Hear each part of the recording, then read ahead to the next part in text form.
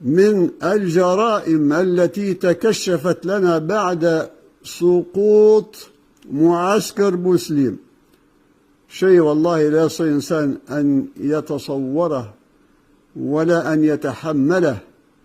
ناس أموات يقطعون ويوضعون في المبردات ويلقون إلى الحيوانات لتأكلهم وهم أحياء. ما كنا نتصور أن يحصل هذا في بلادنا. والله عفو الله علينا كريم ورحمته بنا غامرة واسعة، وإلا ونحن سكوت على ما يجري لخسف بنا ولا أخذنا الله بالعذاب جميعا.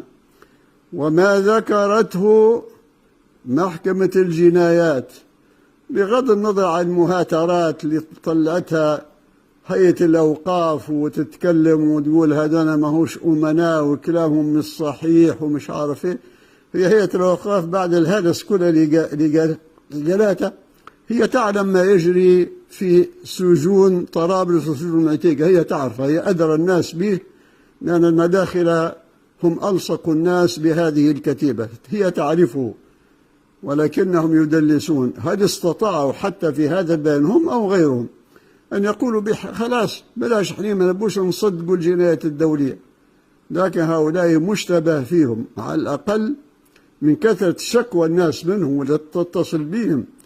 مئات الناس اتصلوا بينا بذا الإفتاء، والناس اللي يعذبوا والناس اللي ماتوا في هذا السجن، يعني أشياء لا أول ولا آخر.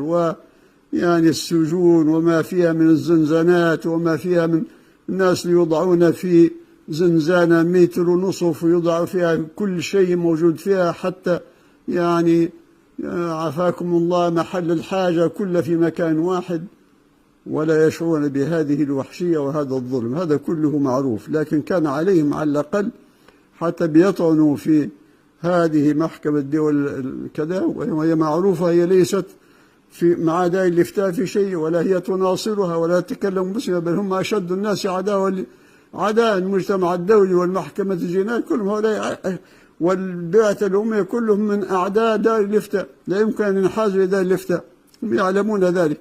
فكان عليهم حتى بيطعنوا في هذه الأشياء، يطالبوا يقولوا حين نبوا ما نبوش محكمة كفار زي ما يقولوا، نبوا محكمة في بلادنا، يعني يوجهوا التهمة لهؤلاء الناس، يقول يجب أن يحقق معهم ويجلبون إلى العدالة. هذا هو الإنصاف، هذا هو العدل، هذا الذي يجب